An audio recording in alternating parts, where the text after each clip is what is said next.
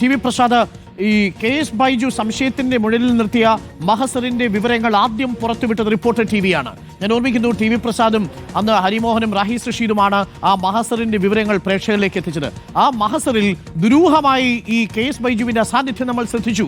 അന്ന് ഈ സ്വർണ്ണപ്പാളികൾ അഴിച്ചുകൊണ്ടു പോകേണ്ട ദിവസം പേര് മഹസറിൽ ഉണ്ടെങ്കിലും ഈ തിരുവാഭരണം കമ്മീഷണർ ഒപ്പിടാത്തത് നമ്മൾ ഞെട്ടിച്ചു കളഞ്ഞു. അത് തന്നെ പിന്നീട് കോടതിയും പിന്നീട് കണ്ടെത്തുന്ന സാഹചര്യമുണ്ടായി. ഇപ്പോൾ മുരാരി ബാബുവിന്റെയും സുധീഷ് കുമാറിന്റെയും മൊഴികൾ കൂടി ബൈജുവിനെതിരെ തിരിഞ്ഞതോടുകൂടി അറസ്റ്റ് ചെയ്യാനല്ലാതെ കഴിയാത്ത നിലയിലേക്ക് വന്നു.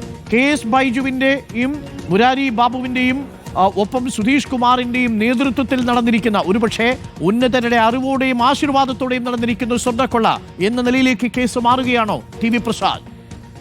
ഉറപ്പായും അരുൺ, നേരത്തെ നമ്മൾ കണ്ടതുപോലെ 2019 ജൂലൈ മാസം 19-നും 20-നുമാണ് അന്ന് നിർണായകമായ സ്വർണ്ണപ്പാളി കൊണ്ടുപോകൽ ഉണ്ടായത്. ഈ 19-നും 20-ാം തീയതിയും മഹസർ തയ്യാറാക്കുന്ന സമയത്ത് KS ബൈജു എന്ന തിരുവാഭരണം കമ്മീഷണറുടെ പേര് പരാമർശിച്ചിരുന്നു. അതായത് തിരുവാഭരണം കമ്മീഷണറുടെ സാന്നിധ്യത്തിലാണ് ഇത് എടുത്തുകൊണ്ടു പോകുന്നത് എന്ന്. പക്ഷേ അതിന്റെ താഴെ മഹസറിൽ KS ബൈജു എന്ന തിരുവാഭരണം കമ്മീഷണർ ഒപ്പിട്ടിരുന്നില്ല എന്നുള്ളത് ഗുരുതരമായ ഒരു കുറ്റകൃത്യമായി എന്ന് നമ്മൾ തുടക്കത്തിൽ തന്നെ വിലയിരുത്തിയതായിരുന്നു. പിന്നീട് അക്കാര്യം സ്ഥിരീകരിക്കുകയും ചെയ്തു. പിന്നീട് ശബരിമലയിൽ തന്നെയുള്ള അസിസ്റ്റന്റ് എഞ്ചിനീയറായ സുനിൽകുമാർ ഈ കാര്യങ്ങളിലെല്ലാം പങ്കെടുത്തിരുന്നു. അന്ന് തന്നെ സുനിൽകുമാർ പറഞ്ഞതാണ് അന്ന് KS ബൈജു ഉണ്ടായിരുന്നില്ല എന്ന്.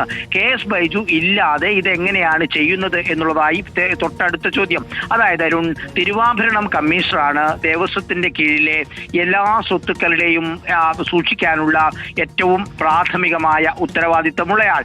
ഇത് സംബന്ധിച്ചുള്ള എന്ത് കാര്യങ്ങൾ ചെയ്താലും അത് ദേവസ്വം കമ്മീഷണറുടെ സാന്നിധ്യത്തിൽ മാത്രമേ പാടുള്ളൂ. അതല്ലെങ്കിൽ ദേവസ്വം കമ്മീഷണർ ചുമതലപ്പെടുത്തുന്ന അദ്ദേഹത്തിന്റെ ഓഫീസിലെ ഒരു പ്രധാനപ്പെട്ട മുതിർന്ന ഉദ്യോഗസ്ഥൻ അതിൽ വേണം എന്നുള്ളതാണ് ദേവസ്വത്തിന്റെ ചട്ടം.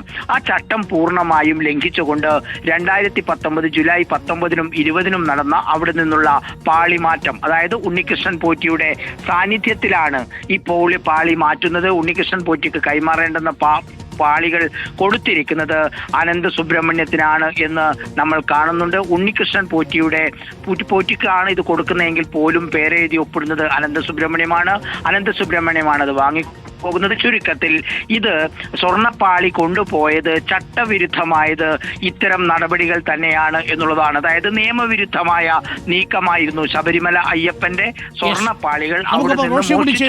ടി വി പ്രസാദ്, റോഷി 2019 വിരമിച്ച ഉദ്യോഗസ്ഥനാണ്. 2019 ദേവസ്വത്തിന്റെ തിരുവാഭരണം കമ്മീഷണറായിരുന്ന ബൈജു ആ ചുമതലയിൽ ഉണ്ടായിരുന്നപ്പോഴാണ് ഈ പാളികൾ കടത്തുന്നത്.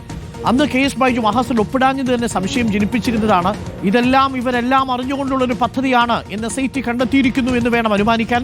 അങ്ങനെയാണെങ്കിൽ ഈ സുഭാഷ് കപൂറൊക്കെ നടത്തിയതുപോലെയുള്ള വലിയൊരു തട്ടിപ്പിനായിരിക്കും ഇവരൊക്കെ തയ്യാറെടുത്തിരുന്നത്. ഈ KS ബൈജുവിന്റെ, മുരാരി ബാബുവിന്റെ, സുധീഷ് കുമാറിന്റെ, ജയശ്രീയുടെ, ഇതുമായി ബന്ധപ്പെട്ട മറ്റു ഉദ്യോഗസ്ഥരുടെയൊക്കെ അറിവോടുകൂടി നടന്നൊരു വലിയ തിരക്കഥയാണ് ഇപ്പോൾ SIT പൊളിച്ചുകൊണ്ടിരിക്കുന്നത് എന്നാണ്. എന്താണ് കൂടുതൽ വിവരങ്ങൾ റോഷി?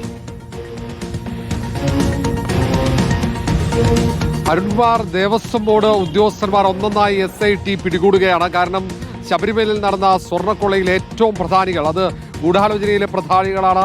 ആ കൊള്ളയ്ക്ക് നേതൃത്വം നൽകിയ ഉദ്യോഗസ്ഥന്മാർ.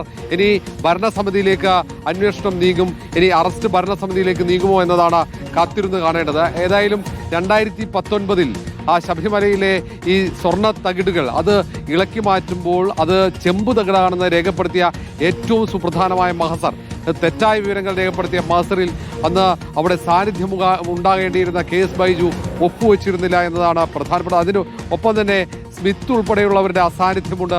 അതിൽ ശബരിമലയിലെ തിരുവിതാംകൂർ ദേവസ്വത്തിന്റെ ചട്ടങ്ങളെല്ലാം കാറ്റിൽ പറത്തുകൊണ്ട് നടന്ന ആ സ്വർണ്ണത്തകിട ചെമ്പ് തകിടാക്കി മാറ്റിക്കൊണ്ടുള്ള ആ രേഖ, അത് തന്നെ വലിയ കൊള്ളയുടെ ഏറ്റവും പ്രധാനപ്പെട്ട തെളിവായി മാറുകയും ചെയ്തു. SIT കൃത്യമായി ഓരോ കാര്യങ്ങൾ പരിശോധിച്ച ഈ ഉദ്യോഗസ്ഥന്മാരെ, 7ാം പ്രതിയാണ്, ആദ്യത്തെ കേസിൽ 7ാം പ്രതിയാണ് KS ബൈജു, രണ്ടാമത്തെ കേസിൽ 2ാം പ്രതി കൂടിയാണ് ബൈജു. അങ്ങനെ ഈ കൊള്ളയുടെ പ്രധാനിയാണ്, കൊള്ളയ്ക്ക് നേതൃത്വം നൽകിയ ഇടനിലക്കാരനെന്ന് സംശയിക്കുന്ന ഈ ഉണ്ണികൃഷ്ണൻ പോറ്റി, അതിൽ പ്രധാനിയാണെങ്കിലും ഇടനിലക്കാരൻ ആയിരിക്കാം ഉണ്ണികൃഷ്ണൻ പോറ്റി എന്ന നിഗമനത്തിലേക്ക് പോകുന്നുമുണ്ട്. അതിന് മുകളിലേക്ക് ഉന്നതന്മാർക്ക് ഇതിലെ പങ്കാളിത്തം. ഏതായാലും വാസുവിലേക്ക് അന്വേഷണം പോകുന്നു. വാസുവിന്റെ അറസ്റ്റ് ഉടൻ ഉണ്ടാകുമെന്ന വാർത്തകൾ പുറത്തു വരുന്ന ഘട്ടത്തിലാണ് അന്വേഷണ സംഘം ഏറ്റവും പ്രധാനപ്പെട്ട നീക്കം നടത്തിയത്. KS ബൈജുവിനെ തിരുവനന്തപുരത്തെ അദ്ദേഹത്തിന്റെ താമസിക്കുന്ന ഫ്ളാറ്റിൽ നിന്നാണ് അന്വേഷണ സംഘം അറസ്റ്റ് ചെയ്തത്. ഇന്ന് രാവിലെ തന്നെ അന്വേഷണ സംഘത്തിന്റെ യോഗം നടന്നിരുന്നു. ADGPയുടെ നേതൃത്വത്തിൽ നടന്ന യോഗം.